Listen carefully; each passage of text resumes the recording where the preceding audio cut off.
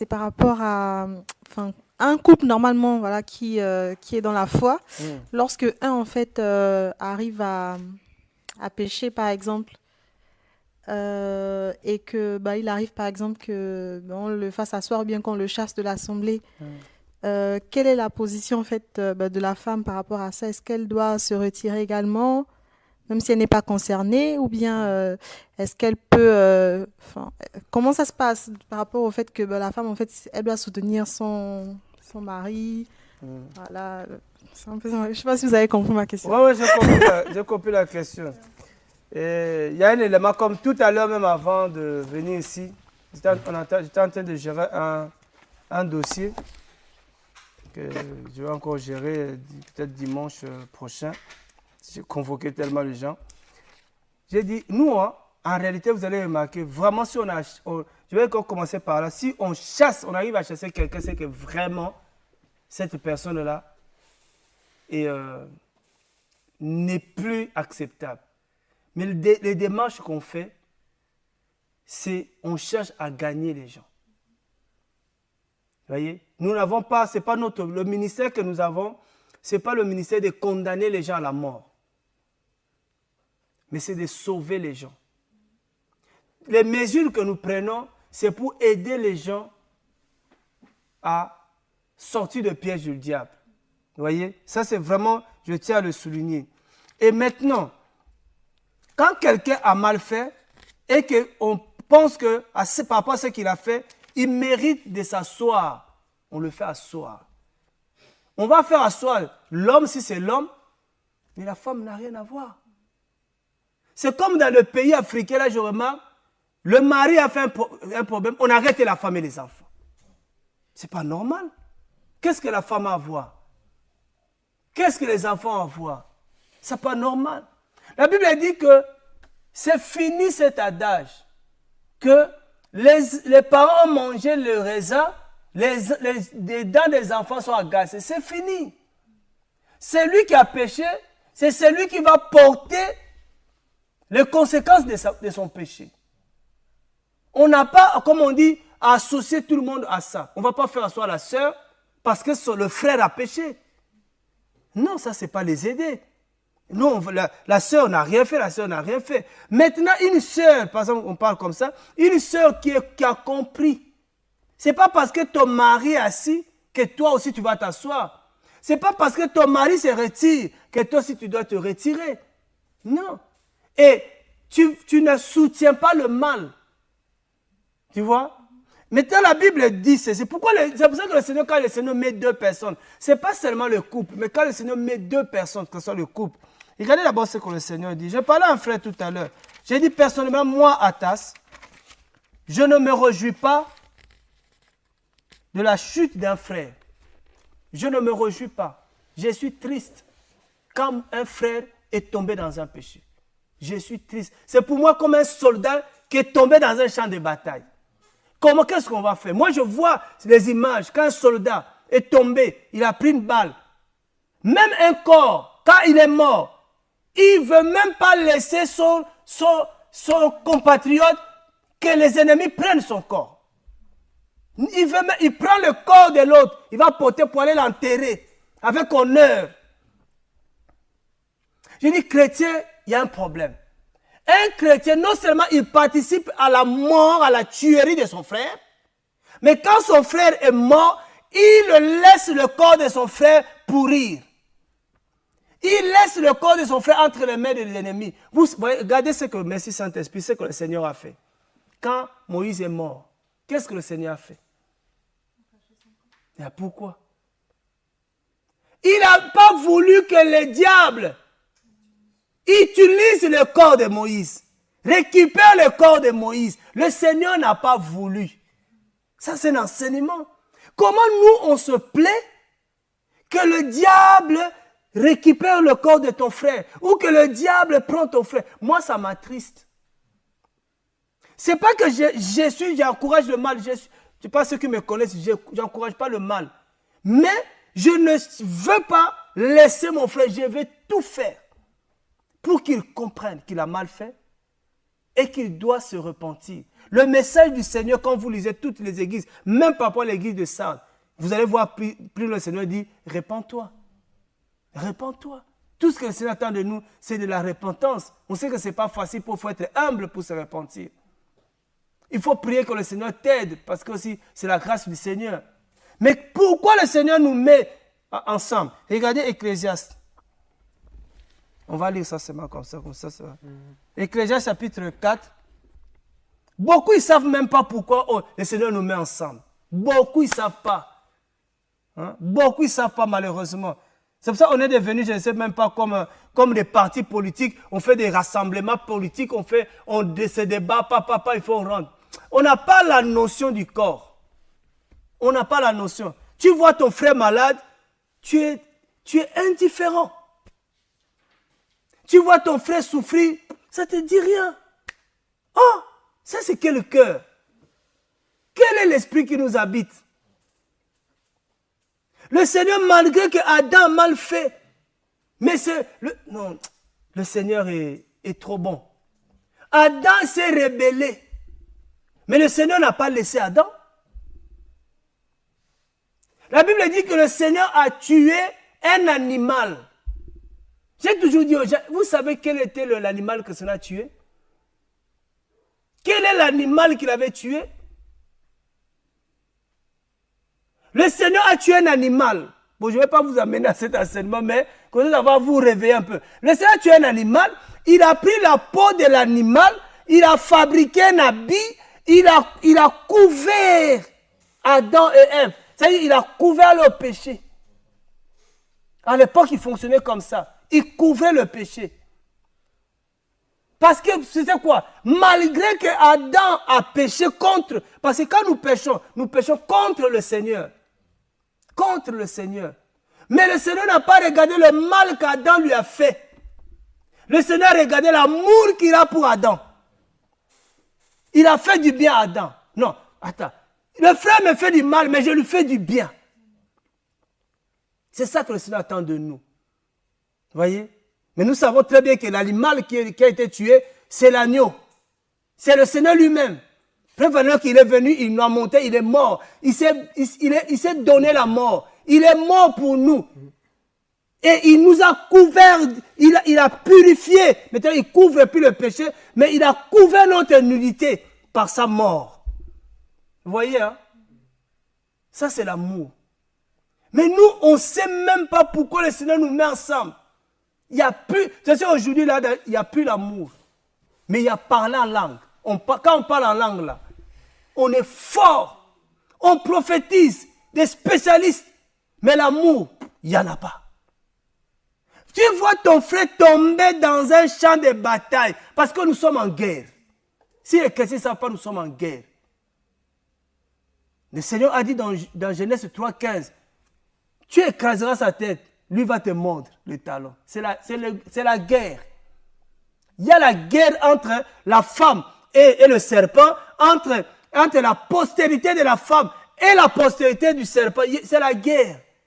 Donc, si vous voyez qu'il y a des frères qui tombent dans le champ de bataille, ils prennent une balle, Satan l'a eu, il est tombé. Mais c'est quoi notre rôle à nous quand on voit un frère tomber? C'est soit le même Seigneur vient voir Caïn, il dit, où est ton frère? Regarde, l'esprit de Caïn là, c'est l'esprit qui est dans nos assemblées. Caïn dit, suis-je le gardien de mon frère? Caïn, suis-je? Il dit au Seigneur, suis-je? Ça veut dire que quand le Seigneur me met à côté de mon frère, je deviens le gardien de mon frère. C'est-à-dire le Seigneur peut venir me demander à Tasse, où est Melvin? Et je lui dis, Seigneur, suis-je le gardien de Melvin? Oh, pourquoi je t'ai mis à côté là? C'était pour que tu le regardes? C'était un tableau? Un cadre? Non. J'étais mis là pour que tu veilles. C'est pour ça dans Acte, il dit, veillez sur les troupeaux sur lesquels le Saint-Esprit vous a établi avec. C'est-à-dire, frère, si vous ne savez pas là, nous sommes tous là sentinelles des uns des autres. Nous devons veiller les uns sur les autres. Quand tu ne vois plus ton frère, tu vas le chercher. Quand tu sens que quelque chose ne va pas, tu prends l'affaire. C'est pour ça qu'il y en a quand ils voient la feuille, frère, mais non, toi aussi tu peux régler. Regarde Ecclésiaste, Ecclésiaste 4. Il y a Ecclésiaste 4, verset 10. 10, ouais. Car si l'un des deux tombe, l'autre relèvera son compagnon. Mais malheur à celui qui est seul. S'il tombe, il n'a pas de second pour le relever. Ah! Tout est dans la Bible. Voilà pourquoi le Seigneur nous met ensemble. Nous met à 2, nous met à 3, nous met à 4. C'est que si l'un tombe, ça veut dire que le Seigneur est en train de prophétiser. L'un de vous va tomber. Il nous avertit déjà. L'un de vous va tomber. Mais si l'un de vous tombe, l'autre, son travail, c'est de relever. Voyez, c'est pourquoi j'insiste. J'ai dit l'onction que le Seigneur nous a donnée, ce n'est pas de faire tomber les gens. Aujourd'hui, il y avait l'onction. Pourquoi? Parce que beaucoup de gens étaient tombés. Voilà. Le ministère de faire tomber. Mais l'onction que le Seigneur nous a donnée, nous donne. C'est pour relever les gens qui sont tombés. Alléluia. L'onction que le Seigneur nous a donnée, c'est de relever ceux qui sont tombés. S'ils sont tombés dans l'alcool, tu vas le relever. S'il est tombé dans l'impudicité, tu vas le relever. S'il est tombé dans la cupidité, tu vas le relever. Ce n'est pas de le faire tomber. Or, nous, on le fait tomber par les condamnations. La diffamation. On prend plaisir à ça. Donc, quand le Seigneur nous met ensemble, comme il dit, malheur à celui qui est seul, c'est pourquoi j'ai pris pour mes soeurs, mes frères célibataires, comme quelqu'un dit, vous faites comment pour vivre? Bon, que le Seigneur vous aide. Parce que ce n'est pas moi, hein. Il dit que, il dit c'est pas facile. Parce que si tu n'as pas de second pour te relever, quand tu es tombé là, on va seulement te dire, mais comment l'autre là, on ne voit plus, hein, mais on ne sait plus, il n'y a pas de nouvelles. Il n'y a personne pour nous donner des nouvelles. Parce que c'est toi-même qui mettais des nouvelles sur Facebook, mais il n'y a plus personne, on ne sait pas. Qui va mettre des nouvelles de toi, on ne sait pas. Amen. Donc vous voyez pourquoi le Seigneur nous met. Quand le mari est tombé, la femme est censée relever son mari. Pour dire, chérie, non. Si on t'a mis assis là, c'est que tu as mal fait. Reconnais, répands-toi. Il n'y a pas de nous entraîner à la mort. Amen. Ah non. Est-ce que l'autre a suivi sa femme? Non. L'autre a dit, on nous a dit quand on sort, personne ne regarde derrière. Toi, tu as regardé derrière. Pardon, moi là, le salut est individuel. Voilà. Je t'avais donné le message, personne ne regarde derrière. Voilà. Il peut arriver que la femme est tombée, mais son mari, son travail, ce n'est pas de tomber avec sa femme, mais c'est de relever sa femme. C'est pour ça que papa m'a donné conseil, fais tout pour que ta femme soit plus spirituelle que toi. J'ai dit, papa, pourquoi? Il dit, parce que tout homme tombe au niveau de sa femme. Et si ta femme est au-dessus, tu tomberas au-dessus. Ah oui. Donc tu vas toujours suivre comme Samson est tombé au niveau de Dalila. Moïse est tombé au niveau de comment on appelle? Séphora. Mais comme Séphora était enseigné, Séphora a sauvé Moïse. Mais Dalila a fait périr l'autre. Vous voyez? Donc, si le Seigneur met les gens ensemble, déjà pour ces buts-là, pour relever l'autre. Parce qu'on dit aux gens, le mariage, ce n'est pas seulement le sexe. C'est un ministère, c'est une mission. C'est un devoir, c'est un travail. Parce que le Seigneur peut te dire, oh, tu es là où ton mari est où? Et bien tu dis, Seigneur, est-ce que j'étais le gardien de mon mari? Ah bon? Ah ouais. Caïn, au lieu d'être le gardien de son frère, Caïn est devenu l'assassin de son frère. Et ça, c'est les chrétiens d'aujourd'hui. On est devenus des assassins, des criminels, des talibans, nous vraiment, mais on met des bombes pour tuer nos frères. Je vais répéter cet enseignement-là des cahiers là. Parce qu'il y a trop de cahiers dans nos assemblées. Ils ne jouent pas leur rôle.